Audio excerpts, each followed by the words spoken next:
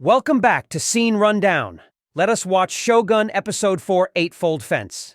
In the opening scene of Shogun Episode 4, Kashigi Omi is getting Ajiro ready for the arrival of Lord Toranaga. Mariko tells Fuji that she is meant to be John's consort, but she declines this title because she is still grieving the loss of her husband and child. It's not a permanent employment, according to Mariko. For a single year, Toranaga is requesting that Fuji serve as John's consort. Fuji shortens it to 6 months, and Toranaga seems to be okay with this adjustment. During a discussion with Yabushige, Nagakado abruptly reveals to him that Toranaga is no longer a regent, and that they must get ready before Ishido finds a replacement. Yabushige becomes alarmed as a result and begins to panic. Funny enough, Yabushige says Toranaga should commit seppuku, as his resignation has put him in a tight spot. Toranaga says he doesn't have to do anything drastic unless he receives an official order. Toranaga and Yabushige receive a hearty welcome, but Toranaga leaves Ajiro, perhaps due to Nagakado's admonition on Yabushige's loyalty, and gives Nagakado the task of preparing the cannon regiment for battle against Ishido and his forces. John attempts to look at his ship and find his crew back in Ajiro, but he is stopped from doing so, even if he is now a Hatamoto. Mariko tells him that his troops are in Edo, some 13 kilometers north, and that he would be brought his firearms, pistols, only when needed. Furthermore, Mariko emphasizes that John's troops and ship are no longer his. Instead, they are now Toranaga's. John ties Sama to a man named Uejiru when he and Mariko arrive at the house they have been allotted. Mariko, however, clarifies that's not how Sama is used.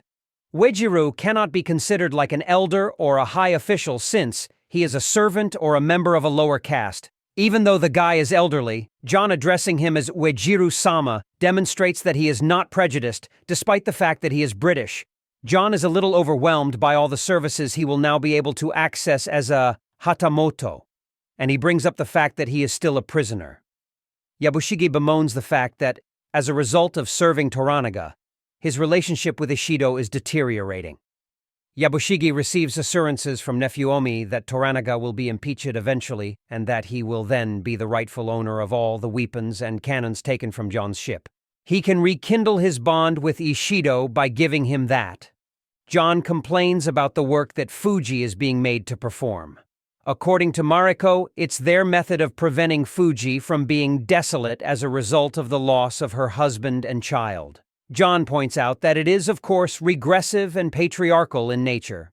Mariko uses the Eightfold Fence theory as an example to show how John underestimates the Japanese approach to problem solving. It is basically how Japanese handle difficult problems with poise and inner strength.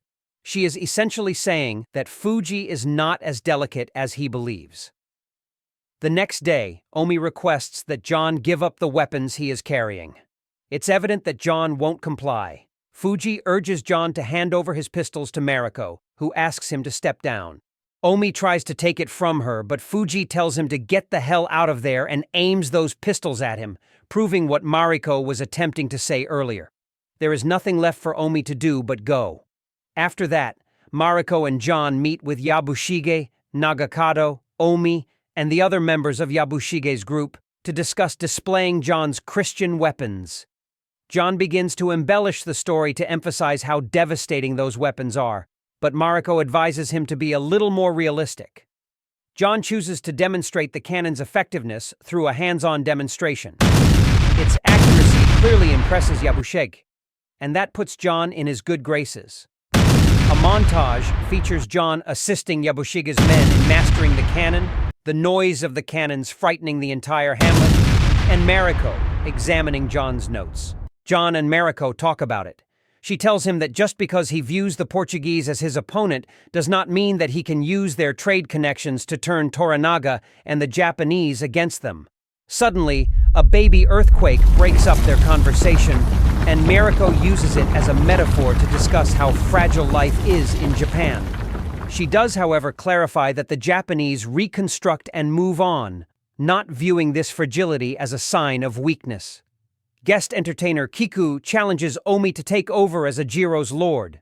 Jozen, the leader of Ishido's troops, arrives in Ajiro to order Yabushige to return to Osaka and re-establish his alliance with Ishido, further complicating matters.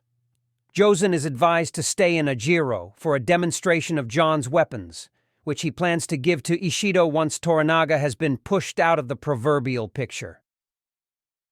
Jozen consents to do that. Since Nagakado opposes this idea, Yabushige tells him that he wants to show the weapons to Jozen so that it scares him, and he goes back to Osaka and tells Ishido to stand down.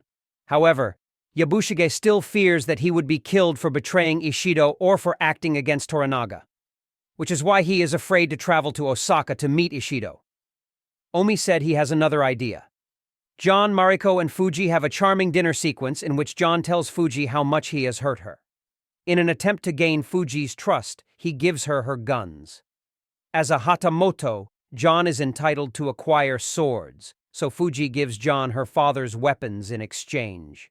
John reluctantly agrees to have them over for dinner, then demonstrates how he is assimilating many facets of Japanese culture into his own diet by eating fermented beans. We witness Omi and Nagakado discussing Toranaga's subduing methods and how he limits Nagakado's potential in a quite unsettling exchange. Finally, Omi persuades Nagakado to execute a bold action in order to gain everyone's respect. We have a nice sequence with Mariko and John talking about Mariko's past before the storm.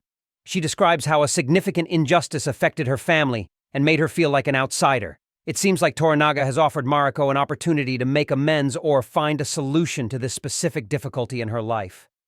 She asked John to talk about London and what he would do if he had the opportunity to show Mariko around the city, but she doesn't get into specifics. Mariko sleeps with John that evening.